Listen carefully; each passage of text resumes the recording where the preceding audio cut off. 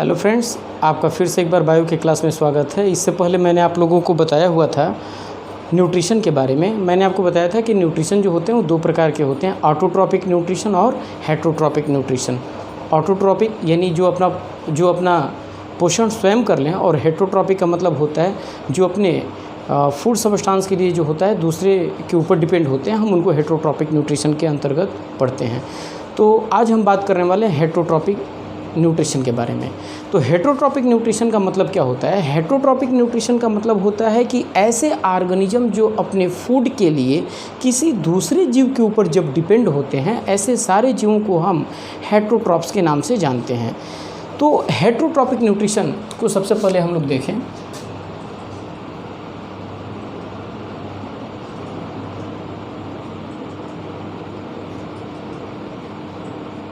Heterotrophic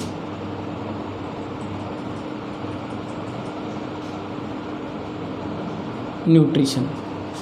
heterotrophic nutrition को तीन भागों में बांटा जा सकता है। पहला होता है पैरासिटिक न्यूट्रिशन।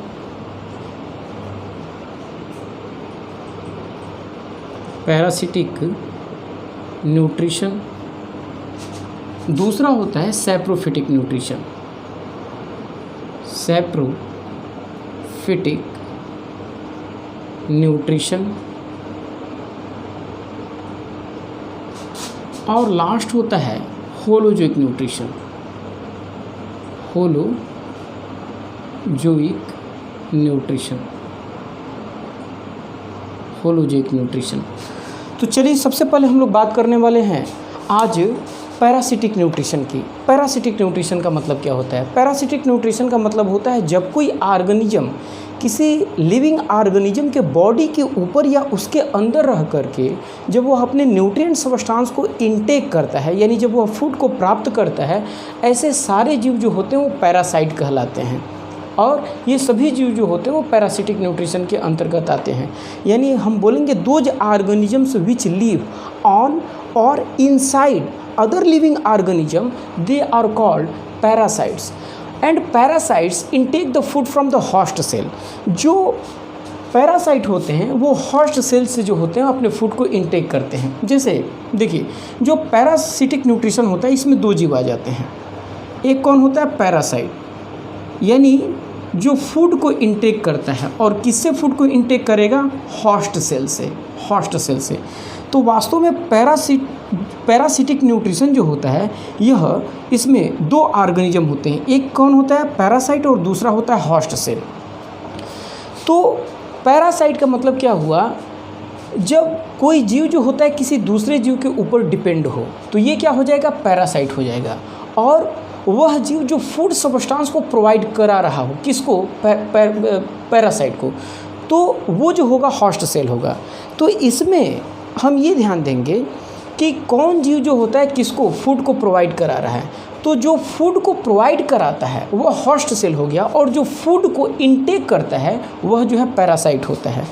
तो यहाँ पे पैरासाइट्स जो होते हैं ये दो प्रकार के हो जाते हैं। एक होगा इक्टोपैरासाइट,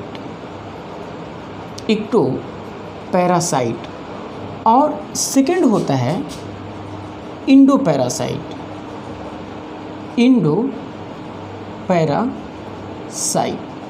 जैसे कि इक्टोपैरासाइट का मतलब क्या होता है? जब कोई जीव किसी दूसरे ऑर्गेनिज्म के बॉडी के ऊपर उपस्थित रह करके जब वो अपने फूड को प्राप्त करता है, वो सभी जीव जो होते हैं इक्टोपैरासाइट में आते हैं।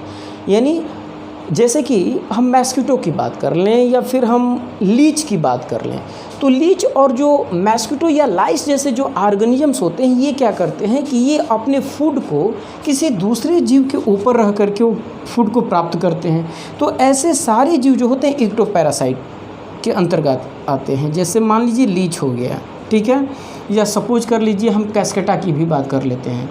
कैस्केटा जो होता है या फिर जो है मॉस्किटो होता है, ये सारे जीव जो होते हैं वो इक्टोपैरासाइट में आते हैं, ठीक है, क्योंकि ये दूसरे जीव के ऊपर उपस्थित हैं। और दूसरा होता है इंडोपैरासाइट। इंडोपैरासाइट का मतलब क्या होता है? ऐसे ऑर्गेनिज्म जो किसी लिविंग ऑर्गेनिज्म के बॉडी के अंदर उपस्थित रह करके अपने न्यूट्रिएंट सब्सटेंस को प्राप्त करें, वो सभी के सभी इंडोपैरासाइट आते हैं कहलाते हैं। जैसे इंडोपैरासाइट में कौन जीव आ सकता है? जैसे प्लाज्मोडियम है, प्लाज्मोडियम हो गया, या सपोज कर लीजिए एस्कैरिस हो गया, एस्कैरिस जो है, इस तरीके के सभी जीव जो होते हैं वो इंडोपैरासाइट में आते हैं। अब जैसे हम लोग प्लाज्मोडियम की बात कर लें तो आपने सुना होगा मलेरिया डिजीज़ के बारे में। मलेरिया डिजीज़ का जो कॉजिंग फैक्टर होता है, यानी कि मलेरिया डिजीज़ को प्रोड्यूस करने वाला जो ऑर्गेनिज्म होता है वह होता है प्रोटोजोअन। यानी जो उसका कॉजिंग फैक्टर होता है वो प्रोटोजोअन होता है, उसमें एक जीव आता है प्लाज्मोडियम, उसी के कारण जो होता है मलेरिया नामक बीमारी होती है। लेकिन इस प्लाज्मोडियम मलेरिया जो होता है, जो ये मलेरिया डिजीज़ को प्रोड्यूस करता है, ये वास्तव में करता क्या है? इसको फैलाने का काम जो होता है मॉस्किटो करता है। तो मॉस्किटो क्या हो गया? मॉस्किटो हो गया वेक्टर, यानी जो डिजीज़ को फैलाने का काम कर रहे हैं। ठीक है, किसी ये जो कोई पेशेंट है उससे किसी हेल्दी पर्सन को पहुंचाने का जो काम होता है वो कौन कर रहा है? मॉस्किटो कर रहा है। और ये जो प्लाज्मोडियम जो है ये प्रोटोजोअन में आता है, और ये क्या हो गया? ये हो गया जो कॉजिंग फैक्टर है, यानी डिजीज कॉजिंग फैक्टर हो गया प्लाज्मोडियम, जो कि प्रोटोजोअन में आता है। तो ये सारे जीव जो होते हैं वो इंडोपैरासाइट में आते हैं, क्योंकि ये लिविंग ऑर्गेनिज्म के बॉडी के अंदर उपस्थित रह करके ये अपने फूड सब्सटेंस को इनटेक करने का काम करते हैं। अब हम बात करते हैं सैप्रोफिटिक न्यूट्रिशन का मतलब। सैप्रोफिटिक न्यूट्रिशन का मतलब क्या है?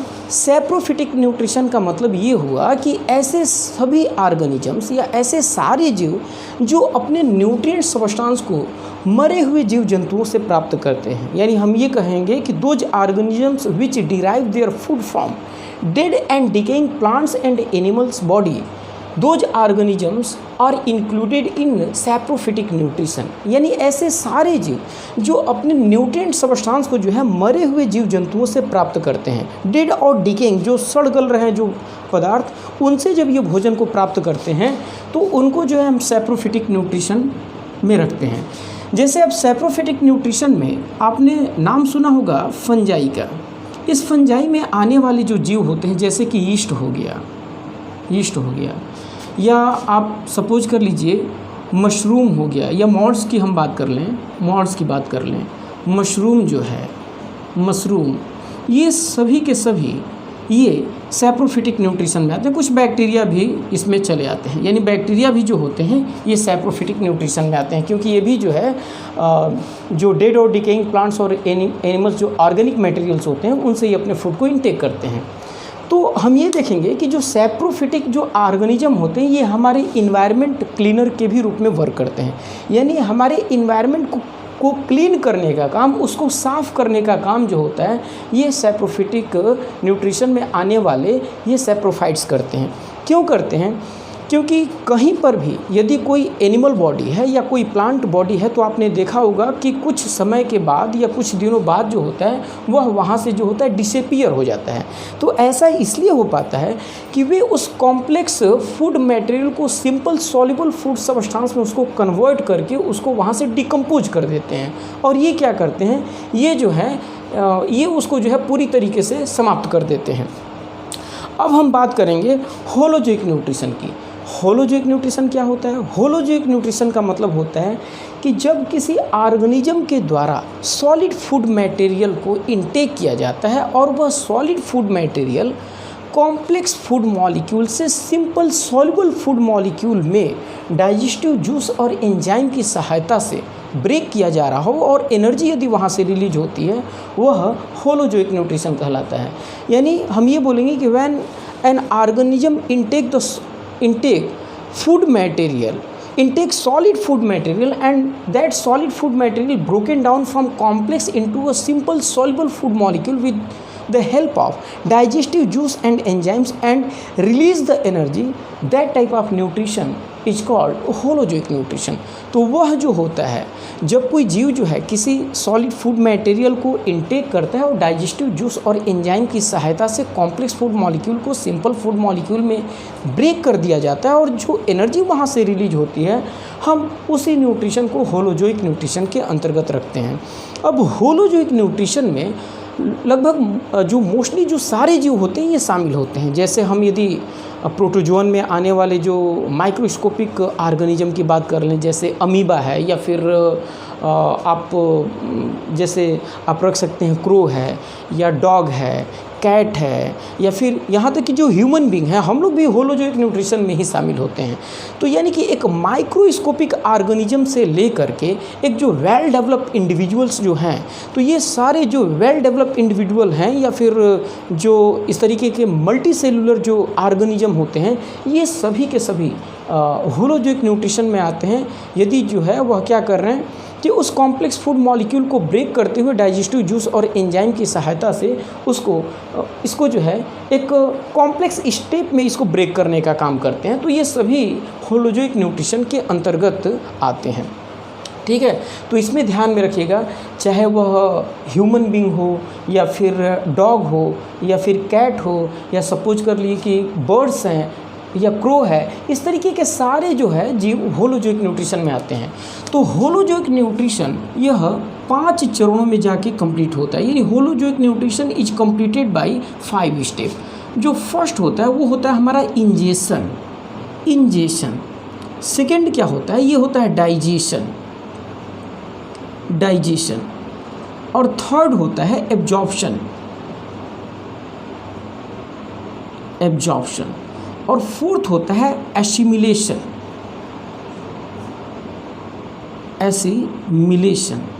और लास्ट होता है इजेशन। ये जितने भी स्टेप हैं इनको हम समझने का प्रयास करते हैं। ये सभी स्टेप्स को हम लोग बारी बारी से समझने का प्रयास करते हैं। ये हुआ इंजेशन। इंजेशन का मतलब क्या होता है, intaking of food material is called ingestion. यानी जब किसी ऑर्गेनिज्म के द्वारा जब फूड को इंटेक किया जाता है, हम इसी प्रक्रिया को इंजेशन बोलते हैं। निश्चित रूप से जब किसी ऑर्गेनिज्म के द्वारा फूड को जैसे ही इंटेक किया जाएगा, तो वह फूड मटेरियल जो होता है वहाँ पे एंजाइम्स की सहायता से और डाइजेस्टिव जूस की सहायता से जो है उसको ब्रेक करने का काम किया जाएगा। तो डाइजेशन का मतलब क्या होता है कि complex food material change into a simple food molecule, means simple soluble food molecule. तो डाइजेशन का मतलब क्या होता है कि जब कोई कॉम्प्लेक्स फूड मटेरियल जो है डाइजेस्टिव जूस और एंजाइम की सहायता से वह जो है सिंपल सॉल्युबल फूड मॉलिक्यूल में चेंज हो रहा हो, तो हम उसको डाइजेशन बोलते हैं।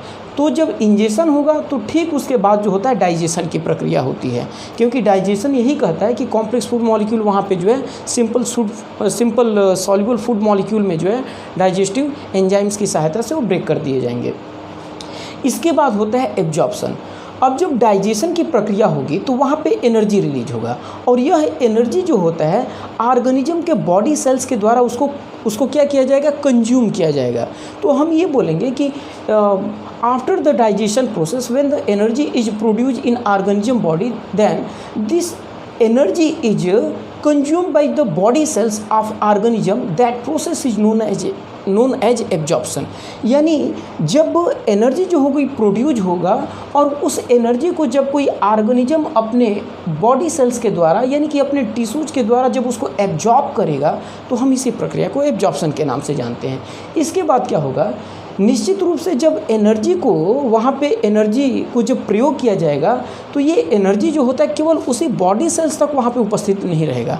ये सभी एनर्जी जो होता है पूरे मीन्स ऑर्गेनिज्म के बॉडी के अंदर जो होता है इसको डिस्ट्रीब्यूट किया जाएगा। तो यानी डिस्ट्रीब्यूशन ऑफ एनर्जी, ये क्या हो जाएगा, एसिमिलेशन हो जाएगा।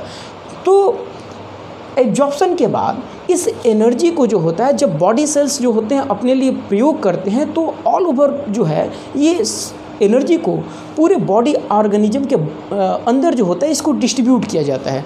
तो सारे बॉडी सेल्स के पास जो है एनर्जी का पहुंचना जो होता है ये क्या कहलाता है, एसिमिलेशन कहलाता है। और फाइनली जो होता है जो वेस्टेज मटेरियल जो इन सारी प्रक्रियाओं के बाद जब बच जाते हैं, तो removal of wastage material from the body is called egestion. तो ये जितने भी जो टॉक्सिक मटेरियल जो बच जाते हैं इनको जो है बॉडी के बाहर किया जाना ही ये इजेशन की प्रक्रिया कहलाती है। तो हम ध्यान में रखेंगे कि होलोजोइक न्यूट्रिशन जो होता है एक सिस्टमेटिक वे में चलता है, एक सीक्वेंस में चलता है, और ये जो होता है एक कॉम्प्लिकेटेड प्रोसेस होता है जिसमें इंजेशन होगा, उसके बाद डाइजेशन होगा, फिर एब्जॉर्प्शन होगा, उसके बाद जो होता है एसिमिलेशन होता है, और फाइनली जो होता है जो रिमेनिंग वेस्टेज मटेरियल्स के रूप में ऐसे जो पदार्थ होते हैं इनको जो है बाहर किया जाना जो है ये इजेशन कहलाता है। तो इस तरीके से जो आज का हमारा टॉपिक है हेट्रोट्रॉपिक न्यूट्रिशन ये कंप्लीट हुआ, और अगले टॉपिक के बारे में हम लोग जो है अपने नेक्स्ट वीडियो में बात करने वाले हैं। तो आज का क्लास हम यहीं पे समाप्त करते हैं। Thank you.